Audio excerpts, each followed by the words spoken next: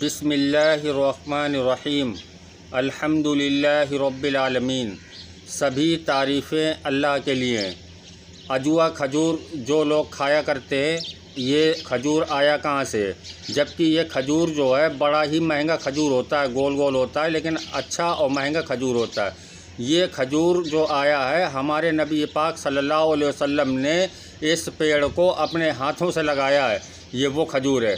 حضرت سلمان فارسی رضی اللہ تعالیٰ عنہ جو ہے ایک یہودی کے پاس غلام تھے، اور وہ اتنی سختی کرتا تھا ان کے اوپر کہ جب پورا کام ہو جائے، دن بھر کام کرنے کے بعد شام کو وہ اپنے پاس بیٹھا لیتا تھا، اور بیٹھانے کے بعد ہمارے نبی پاک صلی اللہ علیہ وسلم کے بارے میں بے پناہ گستاخیاں کرا کرتا تھا، تو جو حضرت سلمان فارسی رضی اللہ تعالیٰ عنہ کو برداشت نہیں ہوتی تھی۔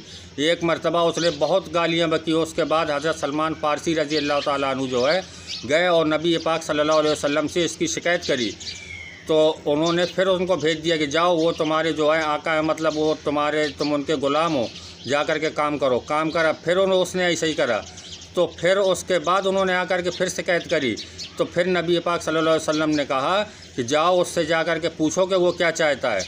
تو جب انہوں نے حضرت سلمان فارسی رضی اللہ تعالیٰ عنہ نے اس سے پوچھا کہ بتاؤ کیا چاہتے ہو تم، مجھے آزاد کر دو، تو اس نے کہا کہ میں چاہتا ہوں کہ 3 دن اور 3 راتیں میں تم کو دوں گا، جس میں تم کھجور کا پیڑ لگاؤ اور اس کے کھجور پکی ہونا چاہیے اور میں اس کو کھا لوں۔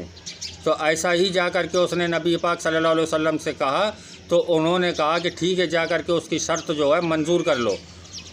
تو اس کی شرط منظور کر لی گئی۔ اب حضرت سلمان فارسی رضی اللہ تعالیٰ عنہ اور نبی پاک صلی اللہ علیہ وسلم دونوں لوگ رات میں اس کے میدان میں گئے جہاں پر کھجور لگانا تھا۔ تو جہاں پر کھجور لگانا تھا، اب حضرت سلمان فارسی رضی اللہ تعالیٰ عنہ جو ہے اب یہ سوچ رہے ہیں من میں کہ ایسا کیسے ہو سکتا ہے کہ 3 دن میں اور وہ پیڑ لگ جائے اور اس کے پھل بھی ہم کھا لیں۔